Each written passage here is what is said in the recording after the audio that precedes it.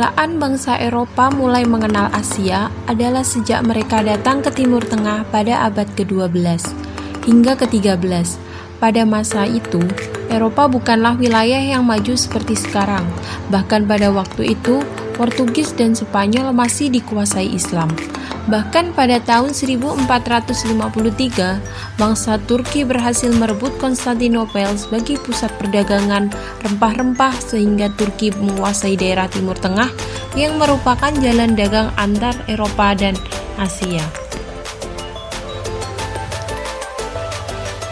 Jatuhnya Konstantinopel ke tangan Turki menyebabkan bangsa Eropa seperti Spanyol dan Portugis tidak dapat memenuhi kebutuhan rempah-rempah. Dalam perkembangan selanjutnya, bangsa Portugis dan Spanyol melakukan pelayaran ke dunia timur untuk mencari daerah asal rempah-rempah dan mengambil langsung untuk kemudian menjualnya di Eropa. Kawasan Asia yang paling dicari oleh orang Eropa adalah Indonesia, karena pada saat itu Indonesia sudah dikenal sebagai negara penghasil rempah-rempah di Asia. Untuk selanjutnya, kita akan membahas mengenai bagaimana pemerintahan Portugis di Indonesia.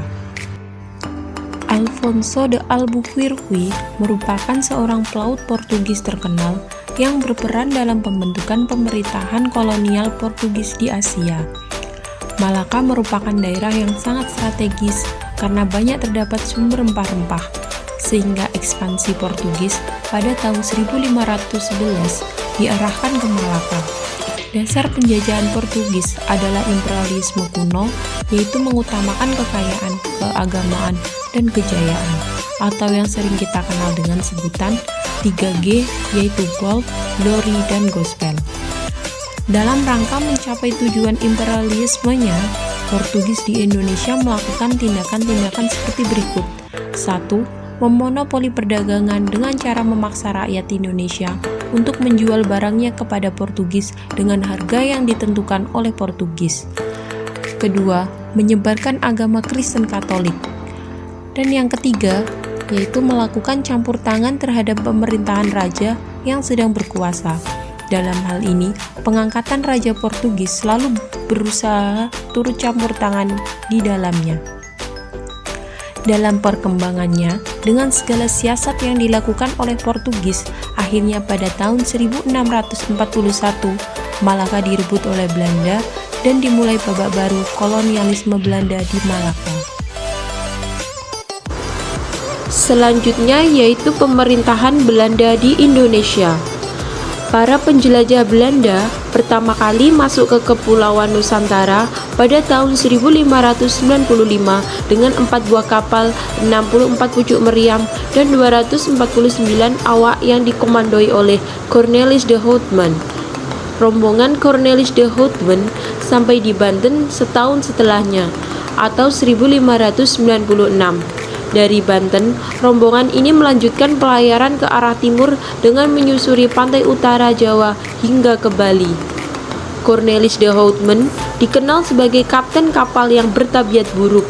Semula kedatangannya diterima oleh orang-orang Nusantara dengan tangan terbuka, namun ulahnya mengubah relasi tersebut menjadi perseteruan dan peperangan.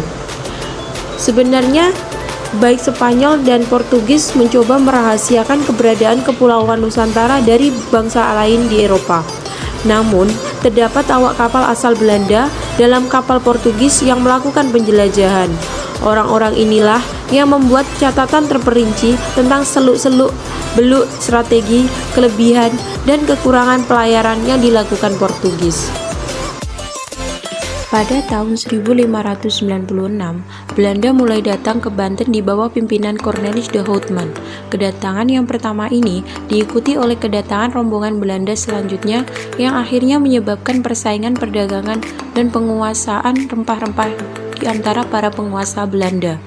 Untuk mengatasi persaingan dagang tersebut dan atas saran Johan van Oldenbarnevelt, pada tahun 1602 didirikanlah kongsi dagang Belanda yang diberi nama Verenigde Oost-Indische Compagnie atau yang kita kenal dengan VOC.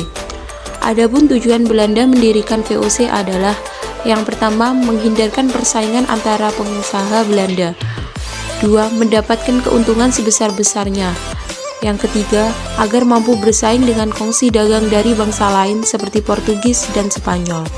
Penjajahan yang dilakukan oleh VOC sangat kejam, yang mengakibatkan rakyat Indonesia mendapat kerugian, menderita secara fisik, serta kekurangan uang dan barang untuk keperluan hidupnya. VOC tidak segan-segan menangkap rakyat yang dianggap memberontak, menjadikan budak belian, bahkan membunuh rakyat yang tidak berdosa.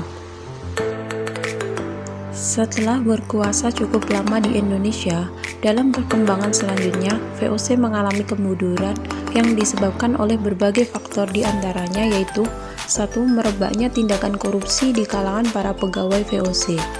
2. Adanya persaingan dagang yang ketat di antara sesama kongsi dagang negara lain seperti Compagnie des Indes dari Perancis dan East India Company dari Inggris. 3. Membengkaknya biaya perang yang dikeluarkan oleh VOC untuk mengatasi pemberontakan yang dilakukan rakyat Indonesia di daerah-daerah. 4. Akibat kekuasaan VOC yang cukup luas, menyebabkan kebutuhan gaji pegawai semakin membengkak. Akibat kemunduran yang dialami VOC, akhirnya pada tahun 1795 dibentuklah Panitia Pembubaran VOC yang ditandai dengan pembubaran VOC pada tanggal 30 Desember 1799 dengan ketentuan semua utang dan kekayaan diambil oleh pemerintah Belanda. Sistem tanam paksa. Aturan Kulturstelsel dikeluarkan lantaran kondisi kolonial Belanda yang sedang terjepit dan mengalami berbagai peristiwa. Berikut sejumlah hal yang melatar belakangi tanam paksa. 1. Belanda kehabisan dana saat bergabung peperangan di masa kejayaan Napoleon Bonaparte di Eropa. 2. Terjadinya Perang Kemerdekaan Belgia dan berakhir dengan berpisahnya Belgia dari Belanda pada tahun 1830. Belanda mengeluarkan dana sekitar 20 juta gulden untuk menghadapi. 3. Perang di Ponegoro pada tahun 1825 sampai 1830. 4. Kas negara Belanda yang kosong dan utang yang ditanggung Belanda cukup banyak. 5. Pemasukan uang dari penanaman kopi tidak begitu menghasilkan. 6.